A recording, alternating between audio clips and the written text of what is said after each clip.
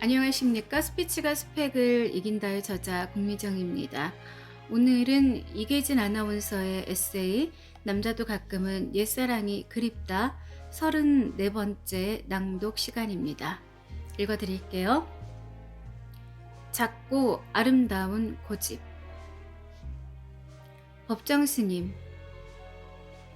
스님은 그 회자되는 법명만으로도 향기를 느끼게 하며 단아하고도 고매한 분위기를 떠올릴 수 있다. 내게 있어 스님은 지으신 글들을 읽어 배우고 공감하며 때로 생각하고 막연히 한 번쯤 뵙고 싶었던 분이셨지만 그러면서도 신문이나 책 표지에 난 사진으로 대신할 수밖에 없을 것이라고 생각했던 스님이셨다. 만나뵐 인연은 멀다고만 생각했던 것이다.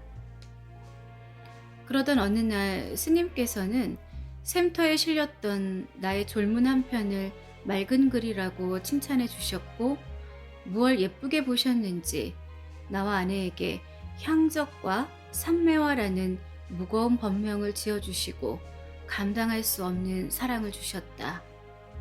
내게는 놀라운 만남의 인연이었다. 법정 스님에 대하여 무엇을 어떻게 쓸까? 많은 사람들이 읽는 글에 어떤 특정한 분에 대한 이야기를 쓴다는 것이 얼마나 어렵고 위험한 일인가를 나는 잘 알고 있다.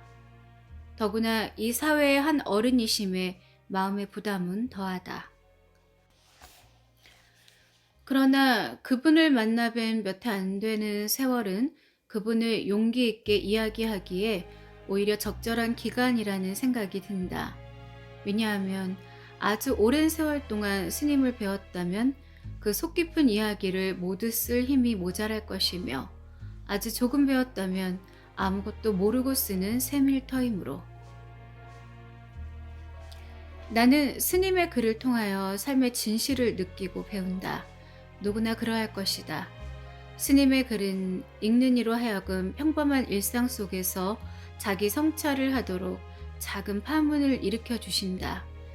그 작은 파문은 어디에서 연유하며 또 우리가 배우는 진실의 연원은 무엇일까? 그것은 만년필을 고집하시는 필기구의 선택에서도 찾을 수 있다.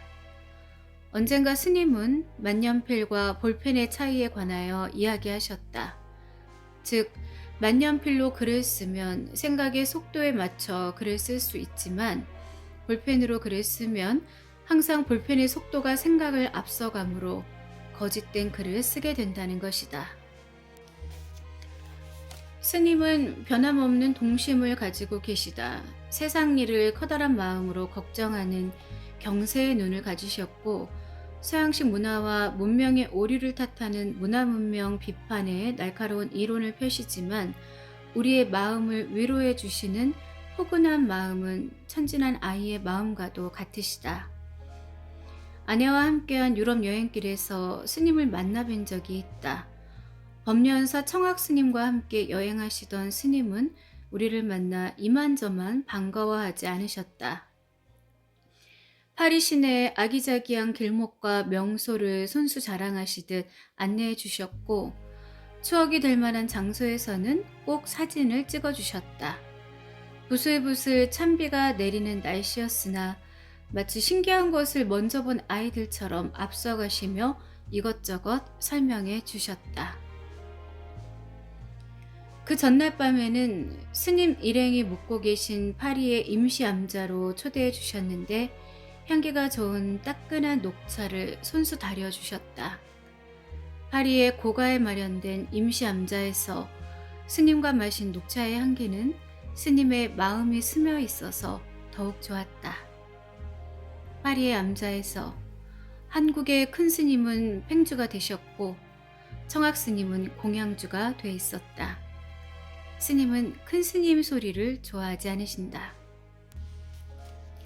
그때 스님은 파리의 날씨를 걱정하시면서 먹색 주름하게 여기저기를 뒤져 감기가 들면 우려 먹으라며 봉지차를 몇 개 쥐어주셨다.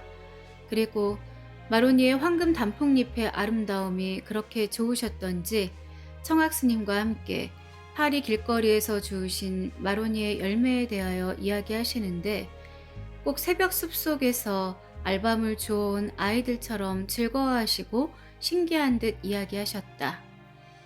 마로니의 열매는 정말 크기와 모양이 알밤과 흡사했는데 혹시 먹을 수도 있는가 하여 깨물어도 보셨다 한다. 스님은 그 먼 여행길에 마로니의 열매를 소중히 지니고 귀국하셨으며 송광사 불이란 마당에 정성 들여 심으셨을 것이다. 실은 얼어터져야 싹이 난다는 이상한 열매라는데 그냥 묵고 싹트길 기다리실지도 모른다. 스님은 어떤 때는 아이들 같으시다. 불이람을 찾아서 스님과 차를 마시던 날 차와 닭이 이야기를 하시다가는 벽장 같은 곳에서 꺼낸 꽁꽁 묶은 상자를 풀어 작고 예쁜 닭이들을 하나하나 내보이셨다. 설명 겸 자랑이신데 참 예쁩니다 하면 얼른 하나 내놓으실까봐 그냥 입 꼭 다물고 구경만 했다. 그땐 큰 스님의 모습이 전혀 아니셨다. 스님은 자상하고 정확하시다. 닭이를 구경하던 날 점심 공양을 손수 준비하셨는데 비빔국수를 만들어내셨다. 바늘방석에 앉은 듯 어쩔 줄 모르는 우리 내외에게 맛있는 비빔국수를 만들 터이니 객들은 잘 보라시며 삶기에서 양념하기까지의 전 과정을 마치 스님은 요리사 시간처럼 설명하며 요리를 하셨다. 우린 그 과정에서 스님의 자상함과 꾸밈없고 소박한 마음을 볼 수 있었다. 국수를 삶아 우물가로 헹구러 가시며 우리 내외를 따라오라 손짓하고 손을 싹싹 씻으시더니 찬물에 헹군 맹국수를 한 사리씩 감아 맛을 보라고 권하셨다. 난 그때 내 어린 시절 친구들과 우물가에서 개복숭아를 씻어 먹던 옛일을 떠올렸다. 스님은 하늘을 쳐다보며 하얀 국수 한 사리를 간질간질 목으로 넘기셨고 우리도 스님을 따라 하늘을 쳐다보며 하얀 국수 한 사리씩을 간질간질 목으로 넘겼다. 샘물은 졸졸 흐르고 조개산 햇살은 나뭇잎 사이로 반짝였다. 스님은 넘치는 유머 감각을 가지고 계시다. 어떤 때는 마치 개그맨 같으시다. 대웅전 앞뜰하게 운집한 불자들을 향하여 법문하실 때면 몇 분 간격으로 계속 폭소가 터진다. 불자들은 웃다 말고 두 손을 모으며 고개를 끄덕인다. 스님의 법문은 많은 사람들에게 쉽게 전해지고 자연스럽게 생활을 돌아보게 하며 물이 스미듯 불심을 깨닫게 한다. 스님의 말씀은 어렵지 않다. 우리와 함께 전람회를 보시고 우리가 보는 영화를 부지런히 보시며 모차르트를 즐기시고 베토벤을 즐겨 들으시고는 우리가 이해할 수 있는 말씀으로 달변의 법문을 하신다. 그때 우리는 한 권의 작은 수필집을 귀로 읽는 셈이 된다. 다만 인쇄된 수필집보다 개그적인 표현이 많다는 것이 다르다. 스님의 개그는 불이람 해우소에서 그 절정을 이룬다. 해우소는 화장실이다. 모든 근심 걱정이 풀리는 곳이라는 뜻이다. 그 해우소 양 발판에 방문객들을 위하여 고무신 본을 그려 놓으셨는데 그대로 맞춰 딛고 용변을 보면 실패 없는 방분이 된다는 뜻이다. 아마 이 세상에 하나밖에 없는 용변 훈련장일지도 모른다. 스님의 해악이요 골개다. 유머가 많으신 스님, 신미안을 가지신 분, 먹과 낭만의 여유를 아시는 스님, 특히 파리 여행 때 한 잔의 맥주가 마시고 싶을 중생을 위해 손수 맥주를 청하여 한 모금을 마시고 권하시던 일은 아직도 잊을 수가 없다. 주위 사람들은 그분의 성격이 꽤 까다롭다고 하는 모양이다. 나는 그 말도 나쁘게 들리지 않는다.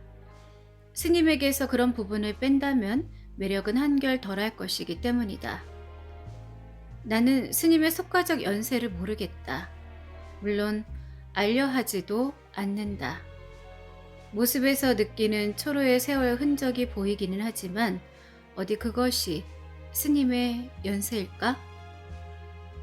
바람을 가르고 휘 나타나셨다가는 바람을 따라 또 어디로 가시는 법정 스님은 우리의 가까이에 계시면서도 잡히지 않는 마음에 하늘에 계시다. 요즘은 내 고향 강원도의 번지조차 잘 모르는 어느 산중 화전민가에 기거하시며 아, 별과 바람소리와 물소리가 좋군 하실 터인데 스님이 건강하시길 합장해 본다.